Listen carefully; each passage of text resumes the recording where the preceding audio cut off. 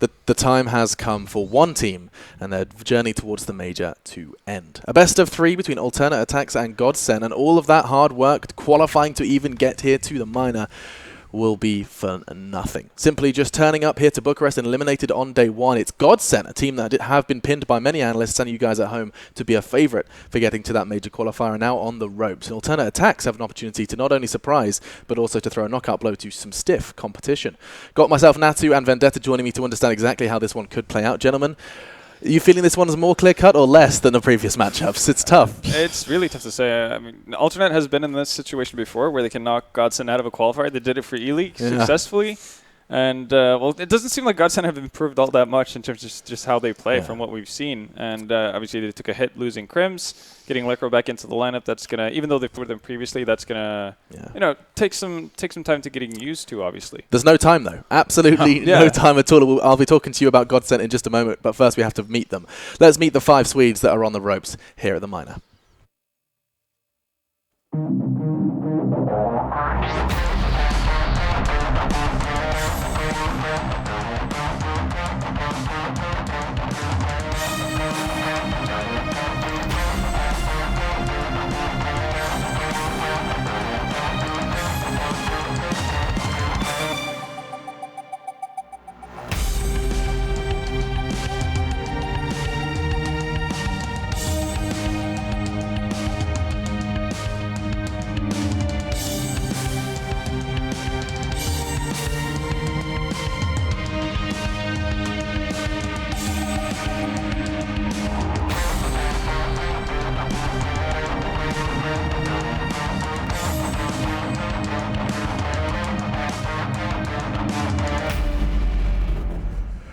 Such an intimidating roster on paper, and Natu, you need to tell the guys at home why we are saying that these guys come into the minor as hot favorites.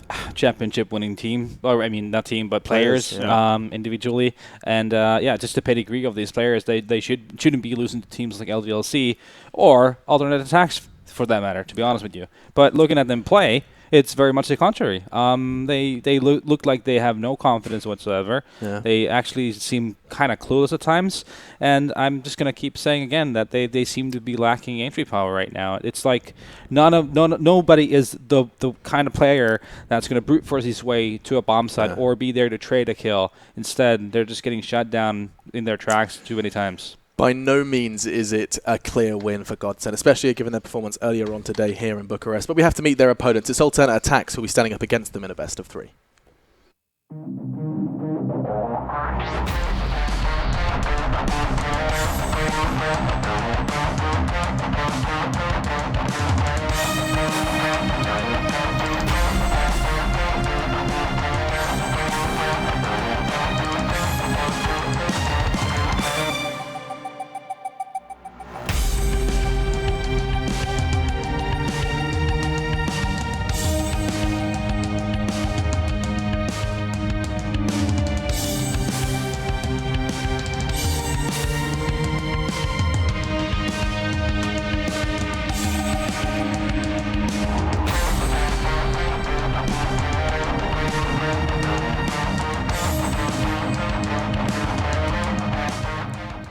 Alternate Attacks have already impressed and look like they could very well have been sitting in the winner's bracket had a couple of rounds towards the end gone their way on Cobble. But now they stand with an opportunity to really prove their worth. There's no greater task and no greater achievement than besting Godsent, one of the stacked rosters of this tournament, in a best of 3 and sending them home. Godsent could be sent home. And it's looking potentially like they've got the strengths necessary to do it, Halvor. Well, they definitely have things going for them. They work well as a team, and obviously we've seen already Keeve, the star player of that team, wielding his up with to good effect as well, and I don't see any reason why that would change, especially with if you think about the way Godsent is set up with the fact that they have a clear-cut Opera and JW, but JW hasn't been JW. I'm so glad you brought that up because that's what we have to discuss, right? Yeah. Where has the JW that would bounce around in Inferno apartments and make us kind of forget how CS is supposed to be played? Went away with the map. Yeah, okay, fine.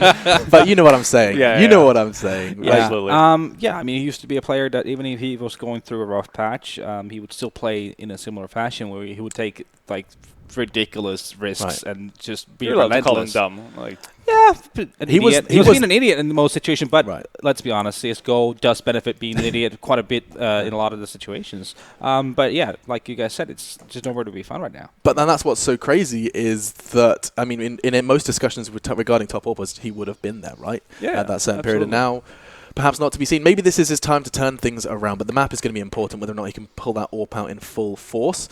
And so let's bring them up and analyze what indeed these vetoes did do. Players are almost ready to get going, and so we'll briefly summarize what we did witness. And again, no Mirage seems to be the first on the chopping block for most teams here. Train, Cobble, and Cash are going to be R3. Yeah, it makes sense that Attax wants to remove Mirage. It's pretty much the only map where Godsent have looked like a top team. So it makes sense for them to remove that. Godsent has to remove either Train or Nuke if they want to stick to their normal bans, and that's going to allow, because it's ban ban pick pick, that's going to allow Alternate to pick up one of the maps that is one of the steady bans for Godsent. Right. Well, it actually works both ways because you see Attax picking up Cobble and Godsent picking up Train. So both teams opting to go for not necessarily their strength, but the other team's weaknesses in that sense. Yeah, for sure. I mean, Cobblestone has not been a great map for Godsent for sure. Like I said, they used to be a team that got bailed by JW and Olaf, just doing a lot of work, even though it went down to the very last few seconds of the rounds. But right now, they need to be more precise with their executes. They need to have a game plan. How do we take control of the map? All that kind of jazz.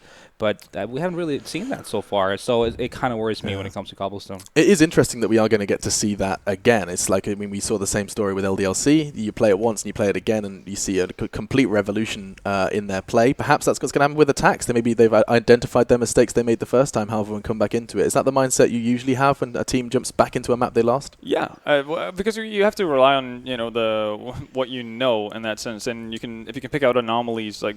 Losing 2 ecos like that doesn't happen every time you play, right? So you still have to be confident in your map pick, and I think that's what Attax is sticking by. And they had great CT side. It was great. Have to remember that, like their aggression on, and especially on the A-bomb side, was just spot on, and they would be getting the numbers advantage early on in the round. So that's something you gotta make sure if you're Godsent that you've picked up on the tendencies. This is going to be an interesting prediction segment. This is going to be interesting because you guys fell into the trap of thinking, falling like Godsent half. You can't not side against Godsent, right? But that didn't go well for you the last time, as if my statistic. Yep, no, didn't go well for you last time.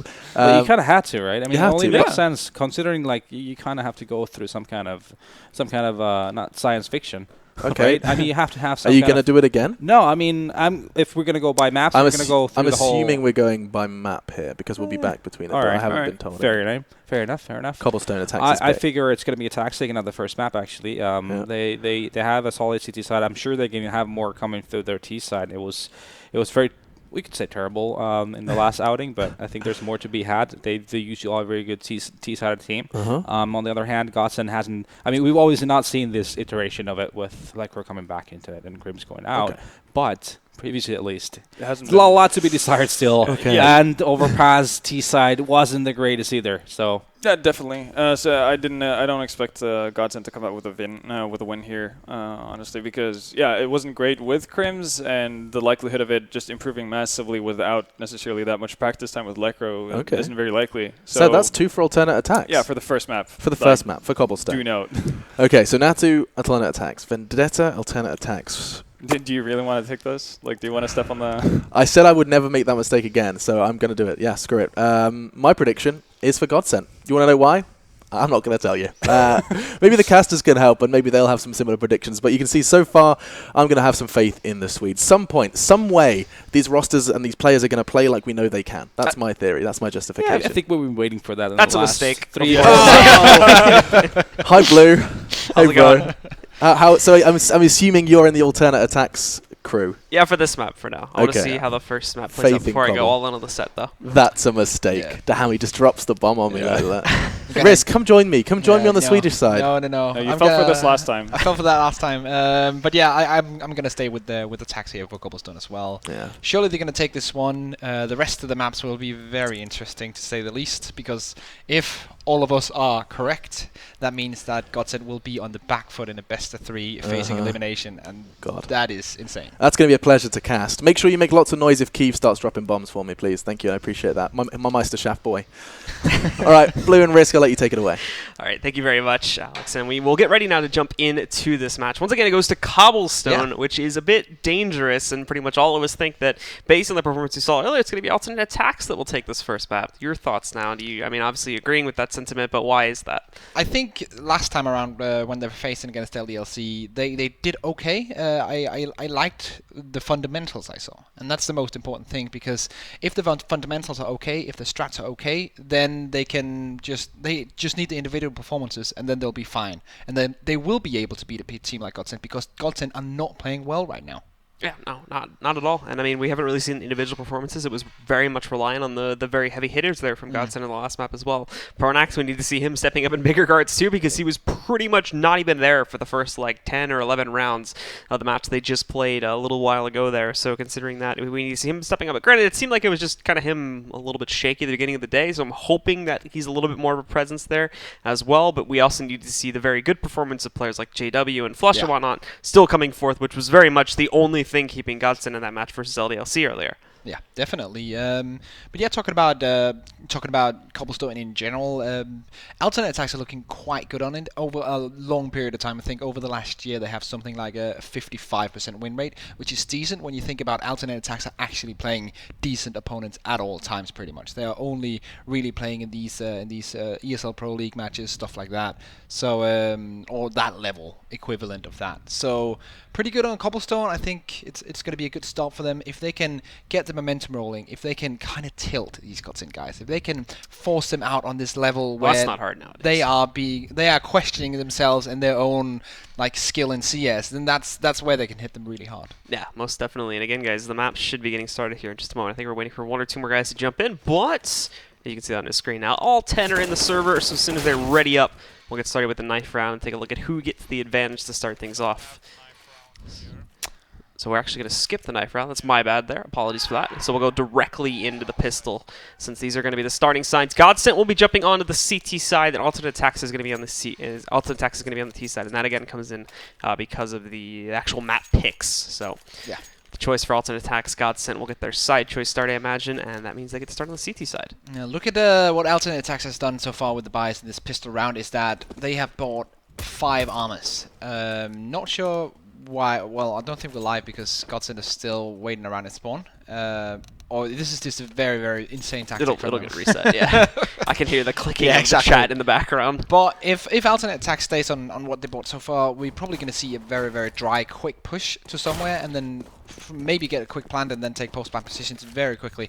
Or just the delayed push, but it's pretty much going to mount down to a dry rush somewhere from Alternate Attacks, if I'm not mistaken. Yeah, and they'll start it off with that one as well. But the big thing here for Alternate Attacks is with them actually having to start off on the T side, this is where I feel we could see Godsent come out on top, because this is where things were looking weak for them in their earlier matchup here. If they don't bring a much more improved T side to the table, like we just saw Space Soldiers do in their last match, then obviously Godsent can capitalize on that, have a huge lead, and that's where things get shut down. However, at the same time, even if Alternate Attack starts very much from behind the pack there, we have the possibility of seeing the turnaround happen like we have on our last 3 maps that we've managed to cast now. But it looks like we are live now, folks. Let's look into it here. And again, we've already got the action getting started. It's Crisby opening up with the first kill against Pronax, moving up with the rest of his teammates here. There is still 1 CT left in the alleyway, and JW having rotated early. They don't even expect him to be hiding out here, so he's in the doorway, picking up 1 kill. Tizian and Keeve finding some trades, but JW is still a presence. Unfortunately, it still doesn't work out for his team. A 3v2 is left here, and also Keeve going to push up. That early shot, though, actually gives away his position, and JW's going to find that kill, but Kazuya now rolling in from the backside, finds another pickup against JW, finally knocking him out after he's found 3 kills, and puts us into a 1v2 with Lekra as the last man up and running. Now, well, no man up and running, for God's sake. So what they did there was pretty much, I love seeing this, I'm not sure how effective it is, but all 5 players just buying decoys and throw it into one position. Not sure that's going to like freak a lot of teams out in this position, but they do the dry run. They go a couple of guys through long, most of the guys through mid, get the first pick. I think it was Crispy to get the first pick with the pistol, could be wrong there, but that opening pick is so important. That means the rest of the guys can kind of swarm in and towards the bomb site. JW tried his best, he got a lot of frags, but it was not enough when the rest of the team just collapses. And so now this sends us into our next one here, where Godsent have obviously gone for the 4-step investment. The Nova, I believe, being picked up here by JW, which will be interesting. obviously very mixed results in the past with that gun instead of the other pickup there. So we'll see him just try to play it to the usual position over here by drop. But they've already lost Schneider, who pushed his way over there towards Broken Wall, met a pretty quick end to himself. But here we go, JW. The potential to find something with the Nova in a moment here if he catches Kazuya pushing out. Ends up bailing away from that one, though, so not going to be the case here.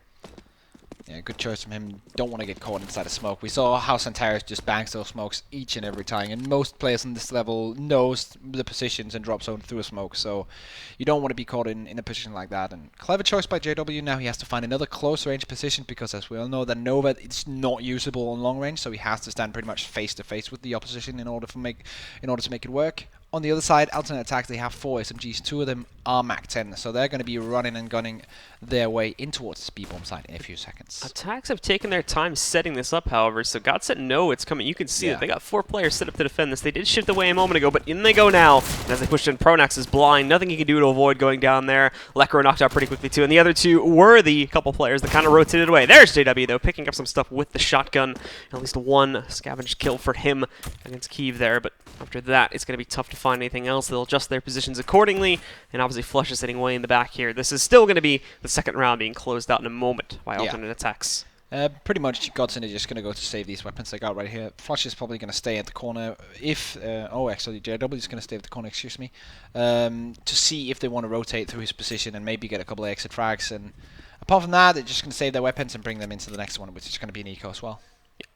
JW again there, hunting for someone, but everybody on Alternate Attax is taking the safe route outside. You can see that, I believe it was Crisby that stuck around a little bit there at the top of drop hunting for a player, but nothing to be found, and JW gets himself into a battle, but he, unfortunately, for the Godsent fans, will lose that because Zia takes him down, and no saves at all besides that CZ left alive there at the end of the round. So now we do have a pulse coming in. Surely it must be... Well, is it too early to call a tactical pulse? I'm kind of wondering, because I could see the logic behind that, but I think it's a technical one. I believe so too, especially considering the first round got reset when they started. Exactly. So hopefully everything will be sorted out in no worries, and I can hear the time ticking down. So surely we're going to jump back into the game now. And there we go. So no worries, guys. We are on to the next one. Flusher, the only one with real chance of doing anything with the CZ-75 and small armor. JW has bought a grenade, so if he can place that perfectly, we could see some Kobe action coming in. But apart from that, it's going to be very hard for Godsent to do anything here. The trash round for Godsent, and well, that nade's going to bounce a little bit there. It doesn't do that much damage, though. Schneider and Pronax just lose about 10 to 15 each. And for Alternate Attax here, again, it is this slow but steady process of kind of sneaking into that B-bomb. So interesting to note currently is that Kazuya has no additional gun besides just a USP to work with. Yeah. And we've seen this before. It actually saves them a little bit of cash to work with in the event they lose 1 or 2 of their guys. Still, very accurate weapon, especially being used against the caliber pistol that Godsent are bringing to the table. But if he goes down or one of his teammates goes down, it's a minimal loss of the cash there, and it actually allows them to build up a bank nice and early here without him taking any risk. Yeah. Good decision. In my opinion as well. Right now, just waiting. Alternate Attax. I really like the way that they're playing this, because they know they have the advantage, so they're just not pushing anything. They're just waiting and waiting and waiting. And then at some point they say, okay, yeah, now we can go in, but they're doing it very slowly, so they make sure they take 1v1 duels, which they will 9 out of 10 times win when they have the better weaponry, and just taking that round safely, not losing a single player. Well, they started off well. They go up 3-0, losing basically no one in that one. Now the real investments will start to roll in, however, and we'll get to see if Alternate Attax chooses to stick with these 2 SMGs. 3 SMGs, apologies. I didn't even realize Kiev had still had 1 sitting down there below 2. So that's actually pretty heavy on them. But the thing is if you go for like a B-site play, heavy on drop, it can still work. There's still quite a few areas in the map where those SMGs can have dominance. And then from there, you just have to play it aggressively, like out into the mid-connector and whatnot to hold a very assertive amount of control and hope that Godsent have not stacked everybody on the B-bomb side and that your players with rifles can take care of anybody that's there naturally. Oh, but there you go. There's the fast play that I was just talking about. They're going to leap right downstairs. JW tries to resist with the shotgun, but he's instantly pummeled, and, well, out they go into the mid-connector. This is where the SMGs are going to shine the best. And here we go. Kiev just trying to make it through that smoke. Serson close to him as well, but well, nothing has quite happened apart from them taking map control. They haven't really acted on that yet. They're pushing 1 more player down into drop behind them, I think. And then the 2 remaining guys are waiting in T middle, trying to hit that A-bomb site. The CTs, of course, are caught between these 2 positions. And that is the plan of attack for Alternate. See if they can catch someone rotating, see if someone will peek them. But so far, it's not working out for them at all. Good flashbang goes into Pronax. He's dead. and one guy at Stables as well, and that's going to be the only defense here on the A-bomb side. Not sure if they've checked Pronax or Flushy out yet, so they might not know he's there. Alternate Attacks now pushing their way over here towards A very slowly, but Schneider is going to be able to sneak in there. He finds one more pickup against Crisby. Flush as well, yet to be revealed back over here, hiding out in the alleyway.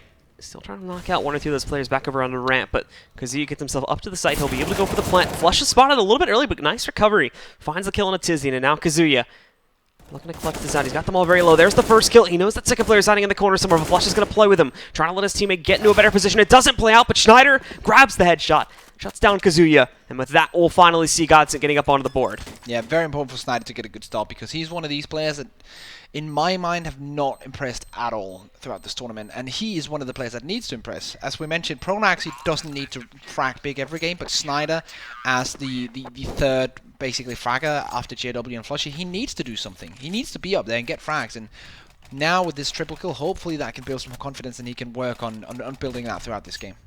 So Alternate Attacks priming themselves well, but losing that first gun round, not going to be the best start, but obviously still plenty of cash to buy back into that one after the saved money from a lot of those anti-ecos there. Godsent even, I mean, it's the exact opposite situation for them. Down to 2 shotguns now and the SMG sitting on Lecro, as their money is very, very iffy, surviving that one with only 1 player left alive. So let's see how they're going to play this one out. Godsent. How they're going to play the CT side, because with 2 shotguns and 1 SMG, you'll need to do something a bit different than what you've seen in normal standard buy, because you won't have that same 1v1 chance taking those duels, so you'll have to maybe pull out something from your bag of tricks and pull out a special position or something like that. Right now we do see Schneider on top of that tree position, so that could be it. Just waiting and then baiting his teammate baiting him out so he can get the free kills from that tree position. You also see Lecro here facing the wall, of course, waiting for the terrorists to push, and then he can go up and maybe get a phase or 2 at Broken.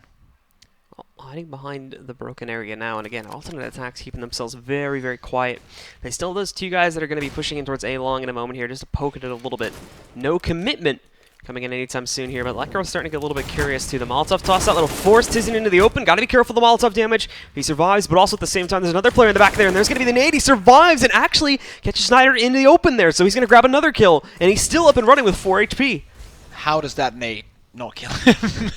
CSGO physics, man. Those HEs, dude. Very reliable, don't you know? So we got JW in a perfect position right now if the terrorist decides to rush it, because they've already checked 1 player off this area. They're not going to check it again. Pronax gets 1, and look at this, as I say, precisely, he's not checked. Now he can go close range with the AWP. Third guy's low as well. JW is going to make it happen for Godsent. This could be 2 rounds in a row.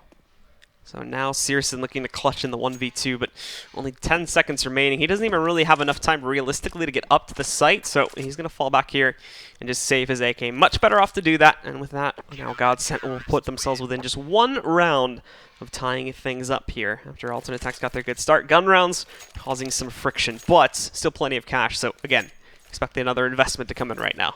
Yeah, this is going to be interesting, because what happened there was that JW picked up the AWP and then he tossed it to Flusher instead. So that is a huge tell of how they're going to play the CT side. Who's going to play that CT AWP? If it's going to be Flusher instead of JW, Flusher has to come up huge and has to do something with it in order to justify that drop. And yeah, we're going to find out in a second what has happened after we look at this sweet 3K from JW. Nicely played by JW2. An unfortunate turn of events, but again, Alternate Attacks not checking that key, though, leaping his way out onto the broken wall and almost catching that kill onto Lecro there. It's not going to work out. However, it clears the way for the rest of his team to leap out into the open here and try to go for the hit. They're going to move for it. Lecro doing a nice job of wasting time, and he's not only going to be able to do that, but he'll also pick up the kill against Searson. Finally ends up going into Tizian, but he's wasted enough time. Pronax is here, shutting things down from behind the tree angle. Not only him, but Pronax picking up a kill there too. Kazuya kind of sneaks in there through drop a little bit and surprises. Finds Pronax to be able to take him out of the picture, but with the bomb on the ground, the CT's still holding full control. They've got a lot of work to do to make up for this one. And Flusha, as you can see there, lining up the last shot, makes quick work. A team ace for Godsent on that one. 1 kill each. As they tie it up now, 3-3. So here we go. 3-3, and Alternate Attacks will be forced into, well, basically a force buy with Tech 9s or some drop pistols, and yeah, just generally pistols for them. They're not going to be investing too much into... Oh, okay. They are going for the force buy. They don't care. YOLO. Economy doesn't matter. Well, they'll see what they can. They'll see what they can work with this. And again, I would expect something very direct, as we can kind of already see it too. They're not usually sending those. They usually send those 2 guys out towards A-long to kind of poke it a little bit, but this time it's lining up 4 already, leading towards the A-bomb side. However, the bomb very quickly shifts itself over to the staircase inside of the B hall, so maybe not as direct of a play as I originally would have seen it coming. They've got a lot of utility, so they can try to start some sort of an execute, even if it is a fake, and then we'll see how it goes from there. But this is also leading itself into what could be a drop wedge play, but JW's here, and he can resist it if they try to go through with it. He actually dives outside, though, so landing greetings in the other direction, and that seems to be what's forming now, as the bomb still sits outside a mid-connector with up to 3 players committing to drop in a moment here. So the drop push has happened. The question is, how will they get out of that position and trade it into a bomb site and a plant?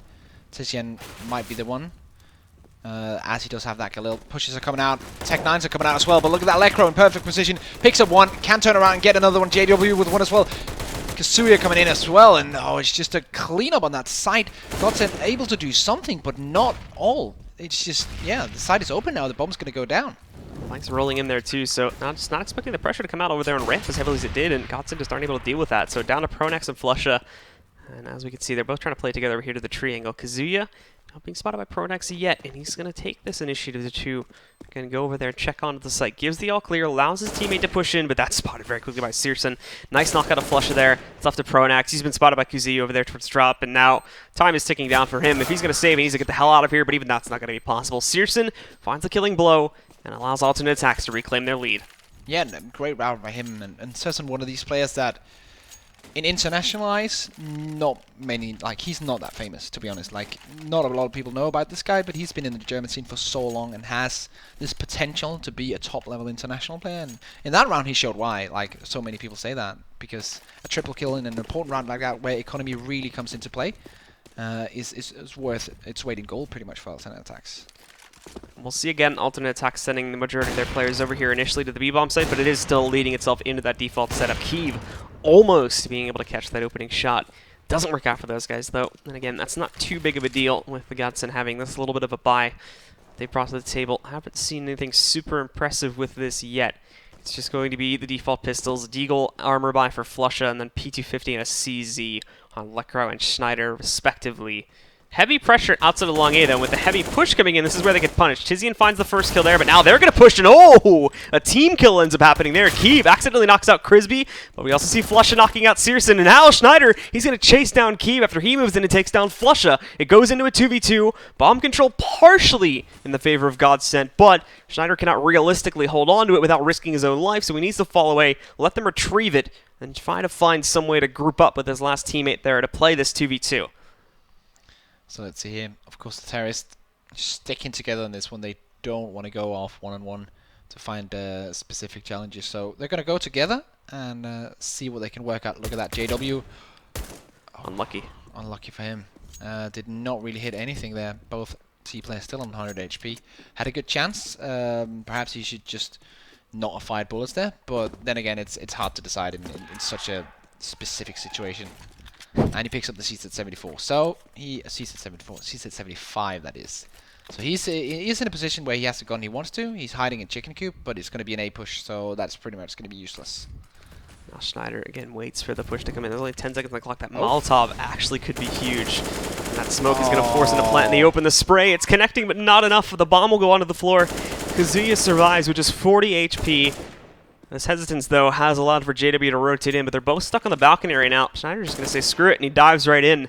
So alternate attacks will be stuck up here on the platform. There won't be any time to move back out. And they're also giving Godsent a lot of room to navigate up to the site. Schneider, though, knocked out by Kazuya. And now it's just JW, but he's got that CZ, and there's the first pickup. Kazuya's only down at 40 HP. He's found the AK. He's able to jump onto it there. He wants to bait him into the open, but Kazuya's playing with him nice and well here. Sends him behind the APC. JW, no kit to play with here either. He's out of time. He's got to jump on this right now. Kazuya's done his job. He's succeeded. JW's just going for style points here, but he's even going to get tagged. He can't get close enough with that knife. He'll shut it down, and alternate attacks will pick up the round itself. Yeah, Snyder could have potentially won that round because the Molotov was perfect. He knew the only place where the terrorists could plant, and he spammed that, but he missed the spam. if he got that kill, the time would have probably run out and they would have won the round. But in the end, it's going to be Alternate Attacks winning that one. JW just going for the desperate knife in the end. Just, he can't win the round. What I'm going to do? I'm going to try and go for the knife. Did not work out for him at all. And now we're going to see once again the buy-up from Godsent, but it's a scrappy one. They lack utility. Lekro's only on the farm as they do have the orb on JW. He does have armor. That's something. But they lack this utility. And it's going to be so important counting down, like when there's 45 seconds to go and they have no grenades at all remaining. Alternate Attacks now sending again all of their players over here to the B-bomb site. Tizian's already committed to drop too, very, very early on to be doing this, but they have the position to work with. He's just got to be cautious to make sure someone doesn't surprise from the window, and at least make sure he has the support system set up. JW finds the, Tizian I should say, finds the foot of JW there, but Schneider, he's able to peek back out and find the killing blow before he loses his teammate, more importantly, taking him down from there. The guys on Alternate Attacks lose Tizian. And it's up to the rest of the Alternate Attacks roster to forge their way into this bomb site now as Godsent. They've already kind of got the picture, and they're moving in position to surround them when they go for full control of the B site. See a Lekro in a sneaky position on plateau. If Sursen just crosses, and he'll be able to take a free frag, and he won't. Sursen pre-fires that exact position. Great job by him, just making sure that each angle is checked. Snyder picks up one though. Second one for Snyder as well. Can he pick up the third? It's very close. Flusher now in a 1v2. He goes for the spray and picks up both of them. Double kill from Flusher to bring the round home for Godsent. Good stuff from Flusher, and the game again remains close because of that one. 4-5 will be the score line. The money from Alternate Attacks very uneven because of the consistent force buys they've been doing, and it seems at the moment they're going to keep with that theme. Yeah. Tech9 investments across the board for most of them that can afford it here. Deagle going up for Tizian, and Keeve unfortunately a little bit lower, so he can only scavenge together that P250 buy. Utility very, very limited because of this decision though. The single smoke on Crisby, and it's like 4 flashbangs beyond that. Yeah, so they're going to put the smoke down here, and actually they're going to use it to kind of negate the incendiary there. That's a good position, and they get a good start. They get the max 7. They have this, once again, this connector controlling Keeve, just popping frags left, right, and center, but will be, of course, a double frag coming in for Godsent to negate this. So now it's a 3v3. Still a good round so far from Alternate Attacks. Can even get more out of it. Crispy taking out Flusher. Now, this is doable. Now as they move in here too with Crispy finding that kill. Again, the Godsent players having to go for a full rotate. The good news is for Godsent is that Alternate Attacks are checking all the interior angles and all that too to make sure they're not like wrapping around them. So focus on the site itself is somewhat limited. Lekro jumping in. The problem, however, reversely is that they realize this, so now they can get in a position to counter this out to the best of their ability, and there you go. Tizian and Kazuya, 2 quick kills in succession, and Alternate Attacks steal the round away on a force-up. Force buy against Godsent just still wins the round. It's not even that impressive a force buy either. No, it's like no, it was a Deagle and a P250. Yeah, and two flashbangs in the smoke. It was not even because they had this sick execute where Wall of Smokes goes down and pop flashes to every position. It was basically just winning the duels, but with limited weaponry. However, it starts off very quickly there too. The one player, really bad with names, dives in over there into drop area, finds that first kill, gets a shotgun, and then he goes over to door, gets a second one. Keeve. Immediately, it's like 5-on-4. So Keeve again showing that he can be the clutch player in a lot of these situations when he's called upon there. So good stuff from him. But Schneider with a great position there, boosted up on top of the statue. He is able to find the first kill this one, this time in the favor of Godsent, as he knocks out one of Alternate Attacks' big players. That's Tizian going down. However, he was only there to make some noise. The rest of the team is rushing very, very quickly. All 4 of them working their way up the A site ramp to get into this site. Let's see here. JW pretty close by. Behind the smoke, we also have Flusher in the stables with a Deagle and an armor as well, so he's probably going to be key into this, because once again, Flusher is in stables and they're not checking his position, or at least they're just ignoring him for now.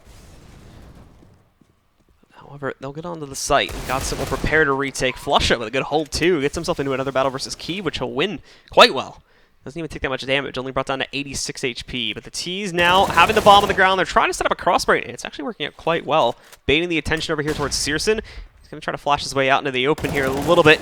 Schneider having to try and find some movement here too, but Flush is going to sneak in from the backside there. Crisby trades it and Flush with another impressive shot. Takes down Searson, and he's sticking this the full 10-second defuse now. Crisby's going to move in and try to stop it, but Flush is ready, but no! Crisby denies! And with that, he'll take down Flusha, and again, another round goes into the favor of Alternate Attacks. They're running away with the lead once more as it goes up 4-7 in their favor now. It must be heartbreaking because, like, they're so close each time, Godsent. It's not like they're losing out the rounds and just getting demolished. They are so close to winning each round, and they have good things happening. Like this opening frag with the deagle, great. Flush is doing great work with his deagle as well. But then again, in the final 1v1, they lose it once more, and Alternate Attacks will be leading.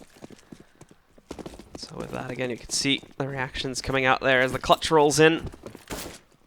Bit underwhelming, to be honest. Here we go, Crispy, the man with the underwhelming reactions. Will he have insane reactions with his AK-47? Well, he gets the first one, and he's going to be happy about that and rotate back and try and save his life because he's only on 2 HP right now. Kazee took a lot of damage too, down at 9, so Godsent kind of playing as aggressively and hunting for those 1 or 2 bullets needed. Not a What JW! was that, JW! He's going for so many knives in this tournament. It's insane. This is the second knife attempt in one map. Jeez, just throwing his life away there, in theory. Yeah. Technically, yeah. Like, I can see why he would do that, but then again, just play safe, man.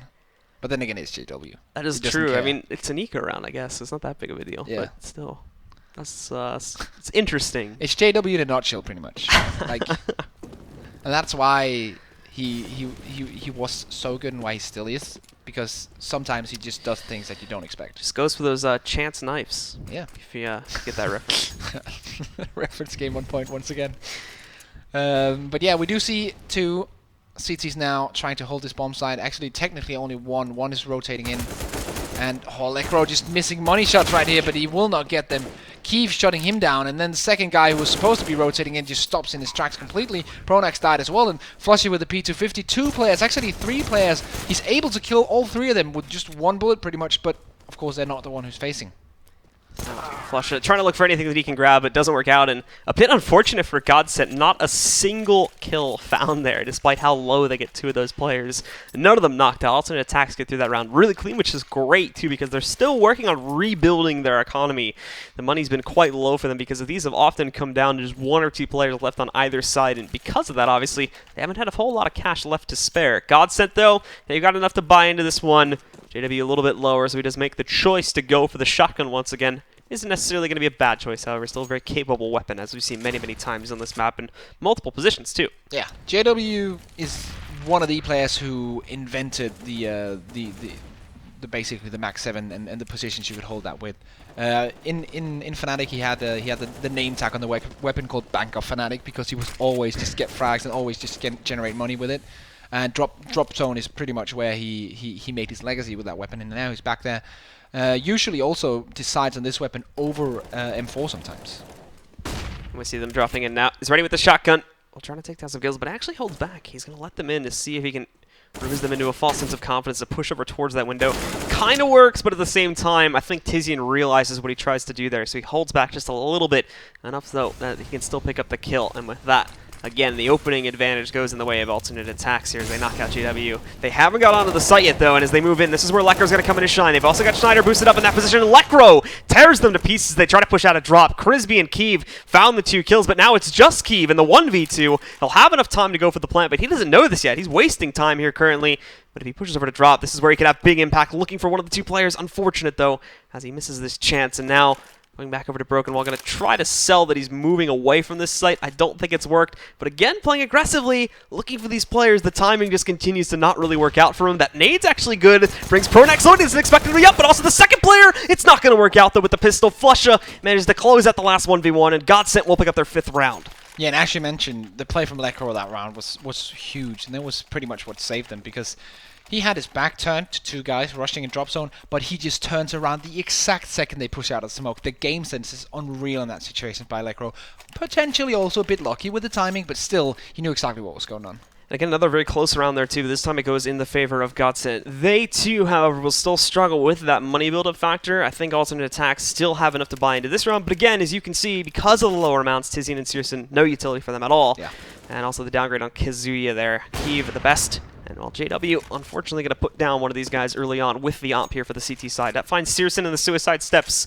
And he'll be safe pretty much to clear out that entire outside area and get the read. The problem is if he doesn't check this very soon, look at how heavy the commitment is onto the A bomb site. They need to rotate quickly here as alternate attacks. Well, it's a pretty weak B bomb site defense currently.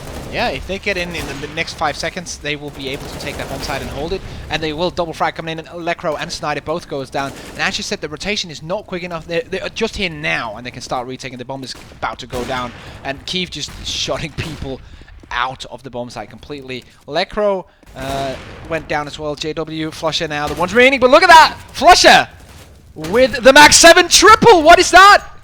Triple kill with the Max 7! They're all lit up, they're all primed for the takedown, and obviously he's going to move in to punish on that one very quickly. Some good stuff, and that's a huge amount of cash bonus that he's able to grab onto that one. So, very well played by Godsent, shutting down what looked like a solid hit, but there you go, Flusher. They're even lined up too, it's easy. Yeah. It's pinball for Flusher here. I think with that Molotov being down there, all the Terrors just ignore that position completely, and that just opens them up for getting wrecked. Little do they realize there's a little tiny area he can still use to navigate through and just wreck them all. Yeah. So right now we're going to see the force, the Tech 9 force coming out for Attax. This is the last round of the first half. They're investing everything they have into this one.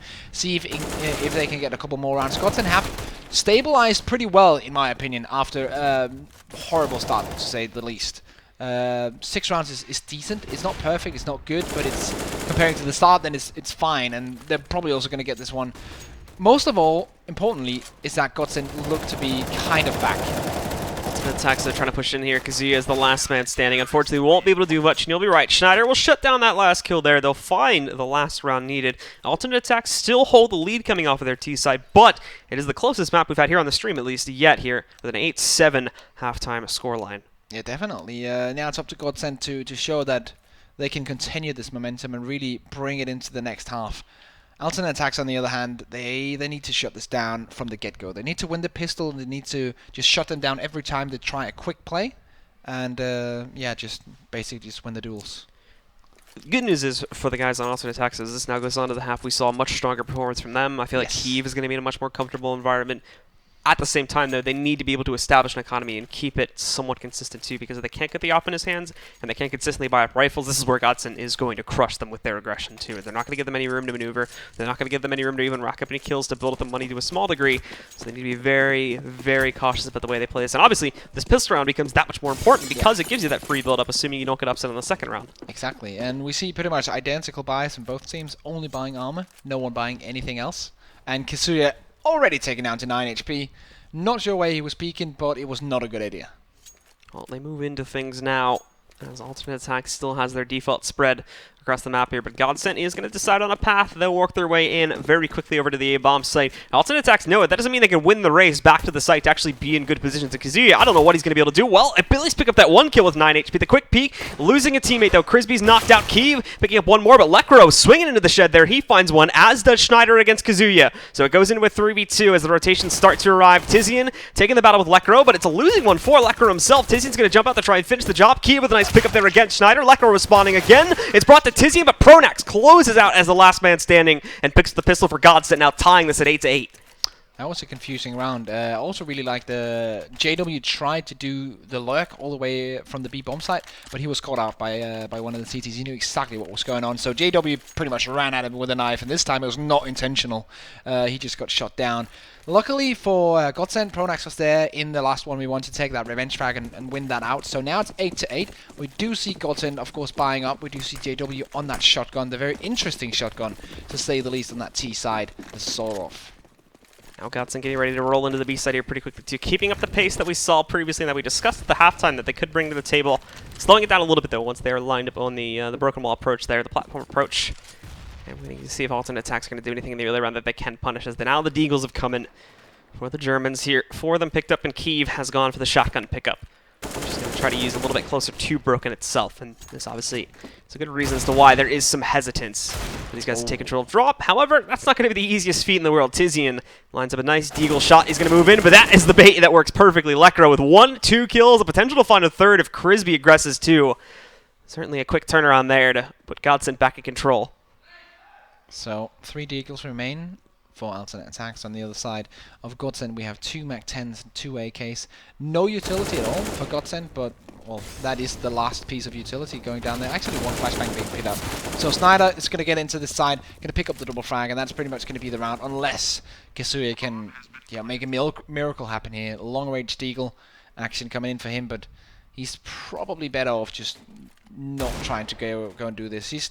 Well, first of all, he's going to give money to the terrorist, that $300, and he's also going to lose this Deagle, which he could bring into another round, but as it stands right now, he's not going to be able to because they're hunting him.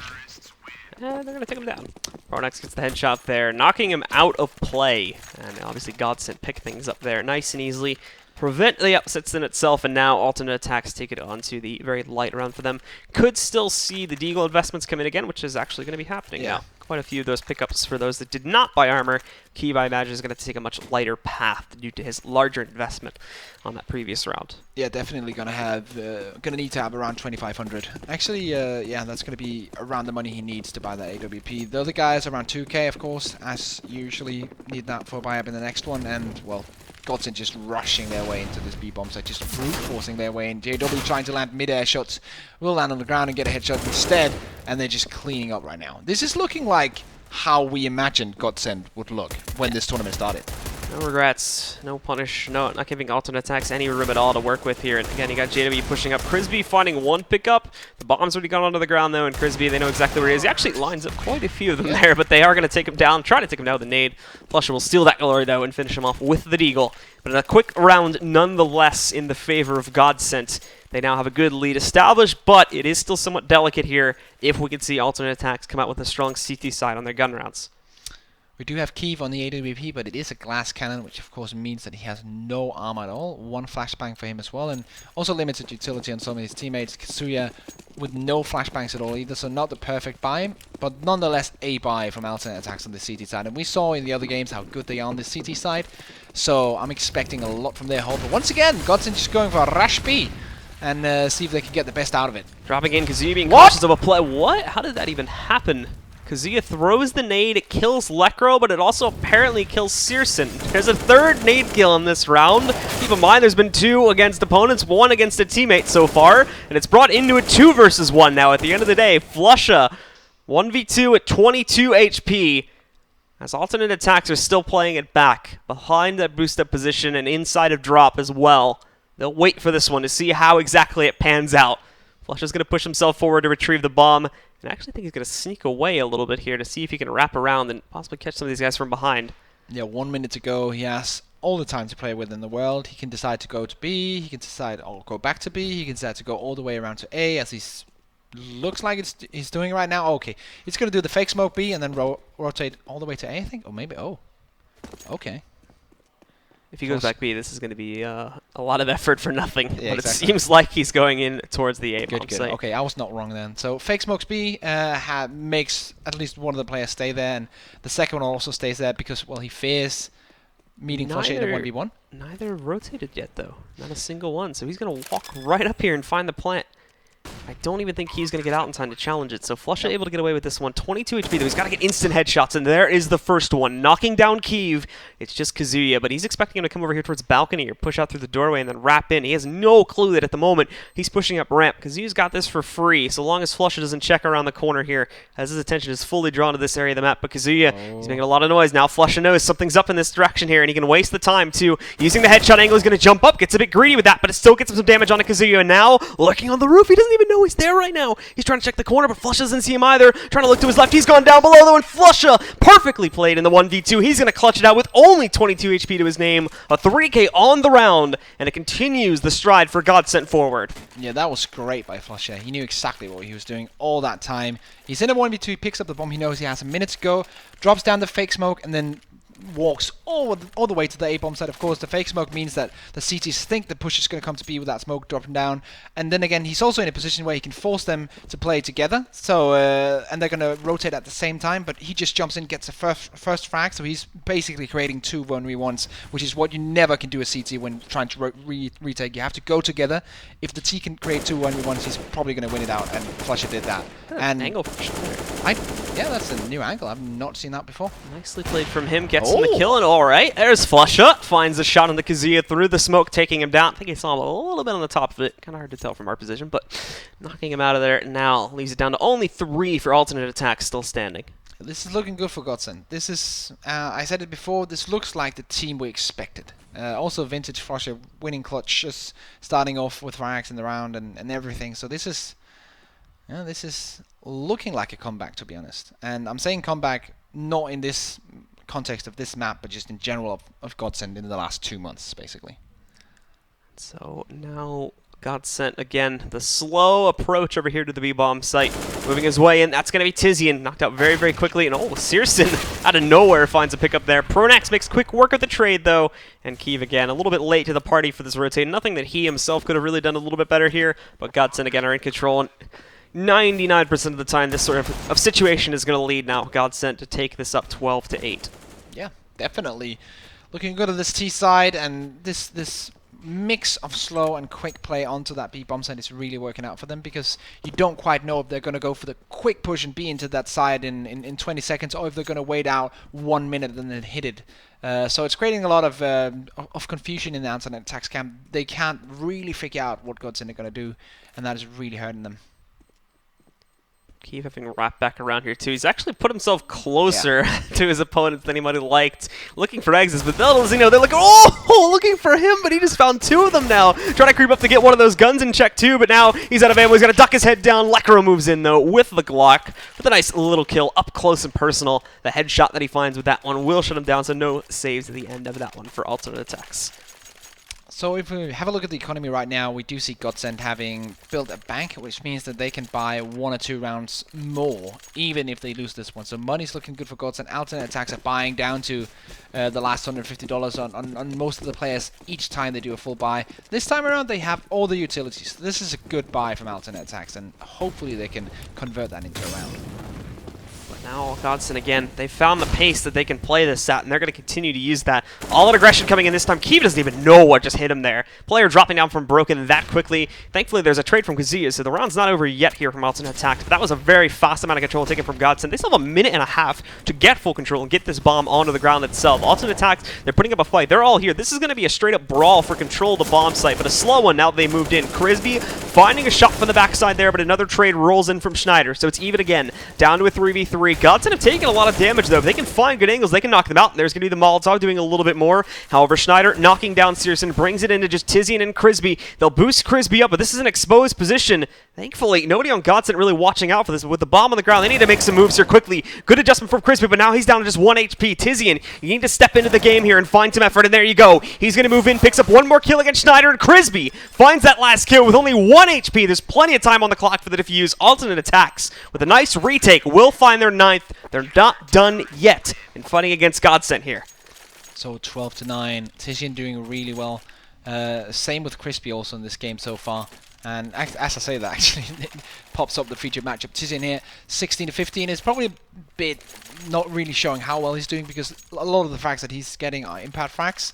A lot of headshots as well, as we can see here, but they need more alternate attacks. It's not over yet, but they need to focus. They need to grab just a tiny tad more before they can call themselves winners here on Cobblestone, because Godsent are on 12 so far, and they have the money to buy up once again. I'm pretty sure if they at least get the bomb down in this one, they'll have money to buy up in the next round also. Tizian going for the counter boost here too. Getting hit by the nade, that's actually like a rare nade to do that much damage to 2 people at once in different positions, so a bit of a lucky break there. And Tizian decides not to stay up on top here to challenge things. He'll fall back, as will Kazuya, away from the engagement zone. And also we see too, Searson going to be just below the broken wall, waiting for anybody, these players, to push back out. Godsent, a change of pace needed for these guys, and they certainly have done so to a big degree, as they've just gone right over to the default style of play. Kind of poking at both sides right now, not really committing to either one, keeping the bomb pretty far away too. Kazuya holding control of long, and Crispy holding control of middle, and that Molotov will just, wow, he waited a long time to drop that smoke. But that will flush him out, or just make him lose HP. Either way, Godsent will know exactly where Crispy is, and that's the whole intention of that Molotov. With the flash coming over, of course, he's going to change his position, but Godsent knows what's up. They know Like, he's going to either rotate or stay close. They can pre-fire pretty much every angle. Pronax will get a lot of damage done, and JW getting a frag on the opposite side of the map right now as Snyder and Flusher try and make their way into the mid as the CTs rotate away towards B. 30 seconds remaining, however, so they got to make a move soon here and then get themselves into that bomb. So they're going to commit themselves over here towards A. The bomb lagging behind a little bit, but there, all right, Flusha just walks right in and gets the shot into Kazuya there. No hesitation whatsoever, swings into the shed, and that's going to be a save call from Alternate Attax. They know they're outclassed here, and they cannot do anything for this retake. They have literally zero utility beyond that HE grenade on Keeve, so it's not worth it. And even worse, they just lost Keeve. That's their op gone down to the ground. Looks like Tizian is able to retrieve it, but still, the worst has come here, as Godsent are going to be able to pick it up, and it looks like we'll be going into a pause in the next round for Alternate Attax. Really good, like, the way that Godsent played that. They wanted to fake towards B, and then the rest of the guys just gearing up at A, but they didn't like overextend their welcome in that mid or in that A area. They have the bomb drop way far back, so that means that the CTs can't really see there's something going on and they're stacking up in middle. All they know is that, okay, something's happening at B right now, so we're going to stack at least 3 guys there. One guy who can rotate as well. So, and that just faces them off guard the exact second that Godsent starts their push. And if they win that first duel, they pretty much have the bomb site. So Godsent with some smart plays, winning that round, and now we're going to be going into a pause, of course, from Alternate Attax, I would guess. It's not working out for them right now. They're going to have some kind of weird force buy here because they do have 2 setups, one AWP and one with full armor as well. So they're going to have to force something into this, I think. Or maybe not? Well, it looks like one of them, you know, the player that sold the rifle and check there too has gone all in on his buy. So you can see that the money's going to be a lot lower for him than some of the rest here. But at the same time, Searson at like 1,500 doesn't lend them a whole lot of wiggle room here either. So it's not going to be looking too great for these guys to really, I mean, do anything in this round either. It's just a tough situation either way, but with Godsent having the scoreline they have, they may need to try and invest something into it, and it looks like they've just gone for the buy regardless. Yeah, Keeve, of course, spending 3,400 in that round, and just making sure he gets all the utility he needs. He actually drops a weapon for one of his teammates, and then gets the AWP back, of course, since it's Keeve, he needs that AWP. So they have a decent buy here, to be honest, Alternate Attax. This is not bad for them, but once again, we see the quick play coming out from Godsent, quickly just taking the B bomb site, and just Pronax is rushing in. Pronax full control of it already here. It's going to let Lekr move in, but the problem is he hasn't scouted Searson. He's got the element of surprise, but he's also got a smoke in front of his face. What was that? How does Flusher not kill him there? Anyway, Searson somehow grabs that kill. He will be traded up by Lekr, but the bad news is they also lost another player in the process of that one too. It was Crisby that found the kill. Lekr is going to take him down, and Keeve finding another shot against Lekr. This goes into a 3 versus 2. The flank's about to roll in from JW though, but at the same time he has an op to work with here. Schneider doesn't even realize the bombs have already started to defuse now. Schneider's moving in to try and look for it, but no, it doesn't even get close. Kazuya is going to sneak the defuse inside of the smoke, and Alternate Attax steal this round out of the hands of Godsent.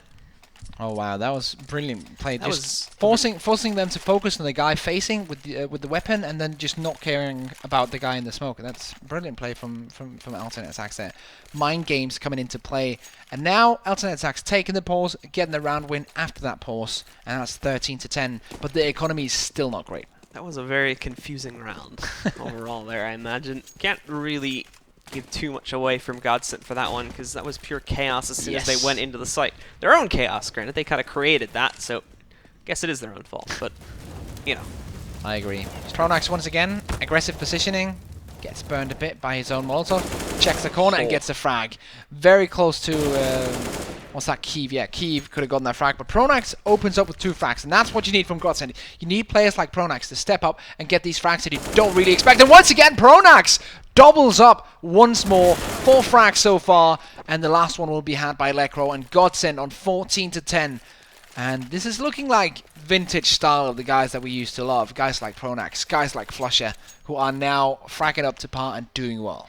Who needs a bomb when you can just jump into the site and DM for a living there? Nicely played by Pronax. Closes out, and I mean, this almost gets immediately eliminated too as he dives in. He almost doesn't check that corner, but at the last moment as he's falling down, he does. Gets the correction, and then lines these two up perfectly. Great stuff from Pronax, and the last guy is just a pretty easy 4v1 cleanup on the other bomb site. So great stuff from Pronax, and pretty much single-handedly gives that round over to his team on a silver platter. Now we do have this weird, sad force by Alternate Attax, but they know they just cannot allow Godsent to get on this level.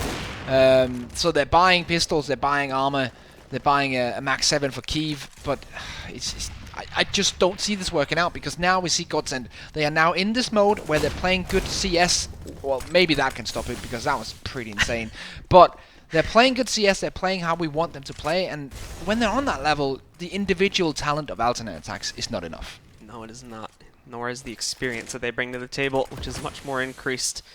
When you look at Godsent's repertoire here, just the overall players they bring to the table, even some of the newer guys adding a little bit more on the international stage than Alternate Attacks have ever brought, unfortunately. Yeah. So Schneider, I think he's going to wait for this counter boost, and he's lined up perfectly for it. He's going to push in. He's looking for both of them there. He actually kind of leaves his teammate hanging for a second, but him and JW handle that nicely. No losses. Last two. One of them's already blind downstairs. So Pernek's going to be able to leap in through Broken, and Crisby, well, he's still way over here on the A bomb, so there's not a lot that he can do to contribute here. And he's going to be immediately just dinked down by JW there.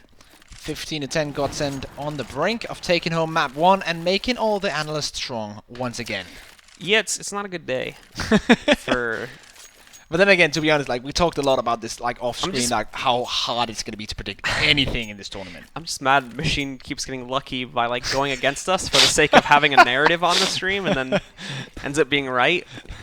Yeah, that is true. That is quite upsetting. Look at that, JW has 9.6k and goes for a sort of nonetheless. This will be interesting. Style points. This is such a bad gun. Like, it's only good when you're dropping into drop zone. That's the only part where that can actually be used.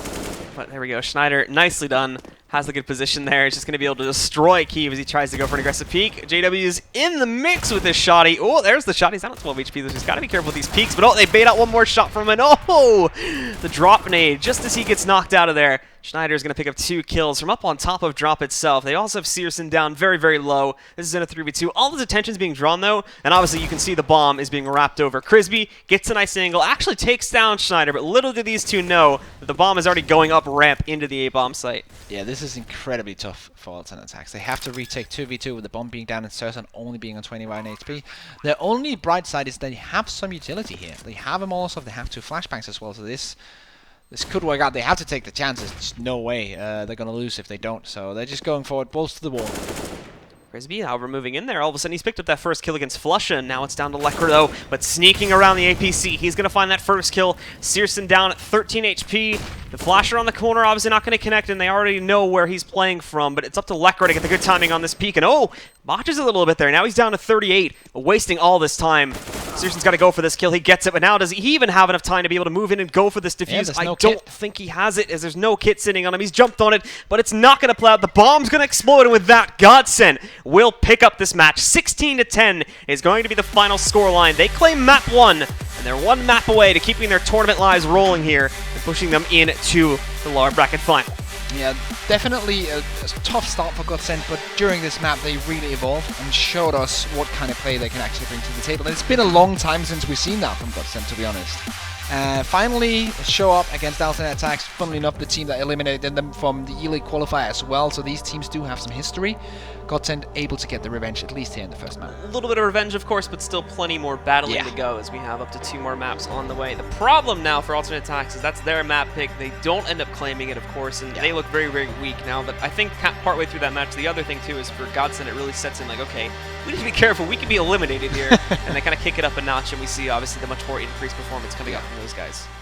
So all in all, a good job by Godsent getting that win in the closing moments of that game. Alternate Attacks will be looking to reshape themselves, have a little huddle here in the break, and then hopefully bring something else to the table in the next one. Yep. Speaking of bringing the table up, let's go over to the analysis desk. Now I'm sure Machine is feeling good about himself once again. It is not a table, it's a desk. Okay, Blue. And I am feeling very proud of myself. Just by going against the analysts, I'm getting more predictions right than them. So I've worked out a new theory. This is it. I'm going to be winning the entirety of the prediction game here, which of course is a direct correlation with smarts. The worst part is I think he has more than anyone else right now. I do. Yeah, definitely. Yeah. By one, right? By one. By one, yeah. Oh well. Boys, did you enjoy that one?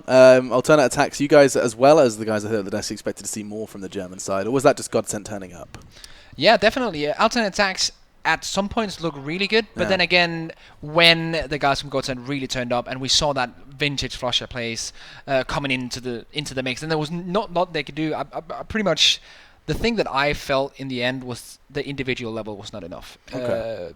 it definitely when Godsent just turns up, they turn up. That and the overall experience factor, exactly. like I mentioned there too. They just don't really know how to deal with that much of aggression that Godsent was putting up against them, and once they kind of got the ball rolling in the second half there was no stopping it. Yeah. No stopping it, but I'm going to stop you because I'm going to be asking these guys. Thanks very much, Blue and Risk. Got myself, Natu, and Vendetta to talk through the rest of this one. Running with their trail of thought then, just the individuals in terms of, the basics of CS, winning aim duels, hitting your shots. Godsent kind of won the game through that, would you say, Halvor? Definitely parts of it. Obviously, you have the 1v3 clutch from Flesha Nuts. Being pretty crazy. Pronex quad kill, like 2 rounds later as well when they're going quickly towards B, that kind of stuff. But you also see what happens when they can't find the picks initially. We have the scrappy buy coming from Attax. I think that's the second CT round they pick up, which just ended up being the last one as well, where Searson ends up running through the entire site, picking up a Deagle frag out of nowhere with 4 Godsent players around him. So it goes both ways. But I think this was the best we've seen out of Godsent really on Cobble for a long time. So that's a positive. I still think they got a bit lucky to actually get as many CT rounds as they did. I think they ended up picking up 7 or 8. 7, I think. Yeah, 7. In total. And I think that in large part should have been where Attax kind of put in their death punch to Godsent, because they managed to reset Godsent on their end. Definitely could have gotten away with a lot more than 8. I think the defining kind of a moment or thing on the way Godsent is playing is JW, how he plays in drop, where he used to be super comfortable. Yeah. He was in the zone. They were always having these shotties. Whatever shotgun he had, everything was great. But he didn't seem in place at all. Like, he seemed like he wasn't really sure where he was supposed to be. We see a lot of teams adapting on that position to have, like, if someone flashes you in, you go in after a pulp flash from your teammate, or you play passively. He was kind of in between, just running around and not looking comfortable. But I thought, Flasha definitely bailed. Godsent a bunch This there. one. Yeah, massive multi-kills there coming from Lekro, Snyder as well. But yeah, I mean, it is a case of, like the guys said, I mean, the skill ceiling in these individual Godsent is just it is higher than pretty much anyone else in this tournament, right? So when they do show up, things are possible, but it's still not, like, from a structural point of view, it doesn't seem like they are still anywhere near to being where they're supposed to be. Second half, from a Godsent perspective, it seemed like rush B and you can't go wrong. Yeah, but you can see here, alternate attacks in these last 2 highlights were in favorable positions to actually win rounds, which would have put them up into double figures and potentially even more, given Godsent's economy being kind of all over the place. Ends up being the individual players from Godsent stepping up in those situations to get them through it for the better part of it. So it's a scary notion for Godsent as well. Sure, you end up having a pretty good CT half, but how reliable is it? It's not necessarily down to the fact that you had solid crossfires and you were doing things for each other, except when you're in that really dire situation where you have to clutch it out. So it wasn't a comfortable, or it doesn't give you a lot of confidence in Godsent necessarily, even though they do get a win on Cobble, which isn't necessarily nice to see Flesha smiling. Yeah, you had to got a little smile out of Flesha there. And that 1v2 situation, well, it was a 1v3 that ends up being a 1v2, that was terribly played by alternate attacks. And like, the one-on-one wasn't pretty either by Kasuya, to be honest with you. Yeah, but it was just like god awful. It's to the point where you start shaking your head because they do the one cardinal mistake you're never supposed to do in a 2v1. Yeah, well, first off, they decided to do the weird split on Earth instead of just having both guys go through connector and actually end up for at least like remotely close to each other in the 2v1 situation when they know Flush is on B because he's planted. They have Kasuya literally rotating around the entire Earth before he actually makes it to the bomb set. And in the meantime, you have Kiev, for some reason, deciding to just charge through the door. Yeah. And at that point, when he charged through the door, I think Kasuya had barely gotten to the T part of mid.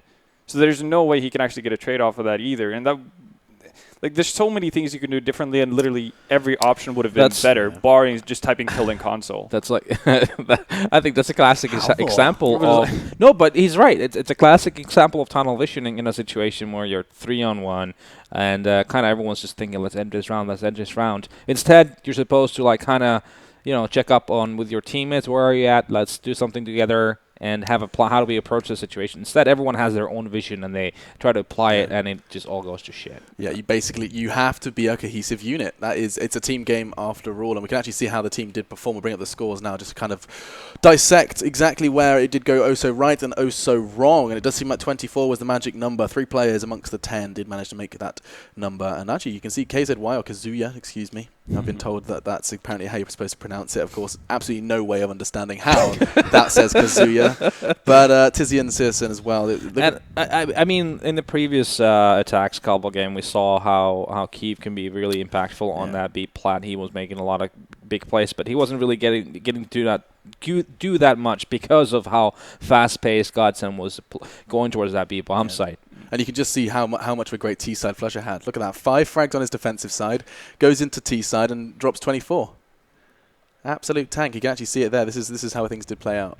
Yeah, Flusher, he has been the best player. He's pretty much the only one who hasn't really dipped significantly in performance on Godsent ever since the roster swap. And goes to show. So as right now, Flusher is still a top-tier player. The rest of his team still has a bit of work to go. I mean, when you say that, I mean, who are you pointing fingers at? Are you genuinely pointing fingers at the other 4? JW, for instance, yes, that's an easy pick. But I've also been disappointed in Schneider. Because he's supposed to be like his biggest strength is obviously his aim, but we haven't been able to see that. He's not able to utilize it as well as he should be if he wants to play at a team that's going to be a top 5 team in the world or better. Real talk. He seems to have massive psychological issues when it comes to Counter-Strike. Like he is the kind of guy. I've heard he even changes from playing with the arrow keys to WASD. Like what mid? Who does that? Like in tournaments. Between tournaments? That's insane. I mean, it's just like, what the heck? And like he just seems like quite an emo kind of a guy. Okay, right. We're just not pulling punches today in the BGL studio. We actually asked you guys, hopefully, to pull your punches with some community-based questions as well. And we're going to be taking a look at them right now. It's for us here at the desk, and it came from Reddit this time. You can see it was actually Dog Ryan 100. He says, thoughts on the evolution of Nuke and the strategies used for it. So I'm going to kind of direct that towards you guys. The evolution of Nuke and strategies used for it. I mean, I've actually asked this question a great deal of times, every time it does pop up in the map pool. But has there been too much of an evolution? I feel like the bottom line was no, not really. Not yet. Yeah. Not enough. Give it 2 more. Well, let's see how it plays out in January at the major. Yeah. I think that's when we're going to see most of it. We've seen some of it with VP and Dignitas for the better part of it, and we've seen teams like Hellraisers, for instance, try to adapt a different way of playing. Like, it's still primarily focused on having yard presence as a T side, but they utilize the outside rafters more than other teams. You have that kind of classic intertake with Angel being the wraparound from Birdwalk and so on. So some teams are definitely putting in work and putting in thought as to how they want to play the new map. But for the better part of it, the map hasn't been out for long enough to the point where teams can feel secure in practicing and then actually pulling it out in official games. I mean, we are seeing some development, like we're seeing occasional Molotovs that we haven't seen before. Yeah. We're seeing smoke pushes we haven't seen before, like that vent dive smoke, which we saw like basically full squeaky, navigating through their mini-map down into vents.